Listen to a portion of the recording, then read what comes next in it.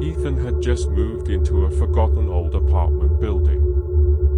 The hallway was narrow, the ceiling leaked, and the lights flickered like they were scared to stay on. It was cheap, strangely cheap. But Ethan was alone and broke.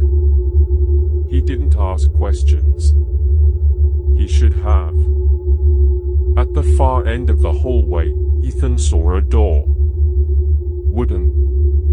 No handle. No number. It looked wrong. Like it didn't belong there.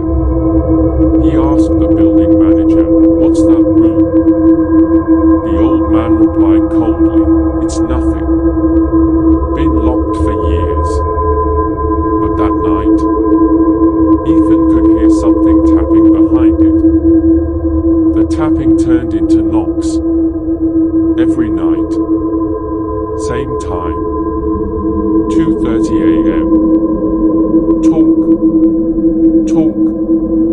Talk. Slow. Heavy. Deliberate. Ethan stayed frozen in bed, too afraid to breathe. And yet, every night, he wanted to know what was behind that door. One night, Ethan placed his phone near the door and hit record. The hallway was silent. The air cold. The next morning, he listened. Static.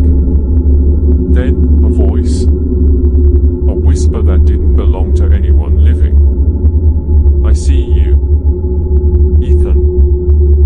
Ethan stormed to the building manager, shaking. "What is that room?" The old man looked at him, pale and tired. "You shouldn't have tried to contact it."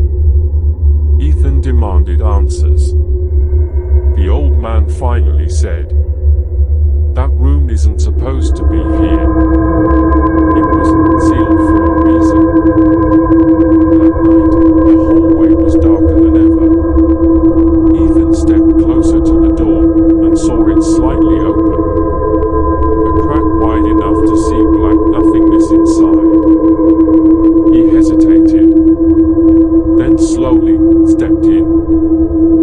It was freezing inside. Empty walls. No furniture. No windows. Just one thing. A large, old mirror. Standing against the far wall. Covered in dust and fingerprints that weren't his. He stared into the mirror. Behind his reflection stood a woman. Long black hair. No eyes. He spun around. Nothing. Looked back at the mirror, and she was now smiling. Closer than before. The lights went out. His flashlight died. The door slammed shut. And then, silence. All that remained was the sound of breathing. Close. Right behind him. Ethan was never seen again. The apartment was reported empty days later. No luggage. No phone. The mirror was shattered. And the room? It was sealed again. As if it never existed. A week later, a new tenant moved in. He noticed the odd door at the end of the hallway. "What's that room?" he asked the manager. The old man just sighed. "It's nothing. Been locked for years. Some doors are built to stay shut.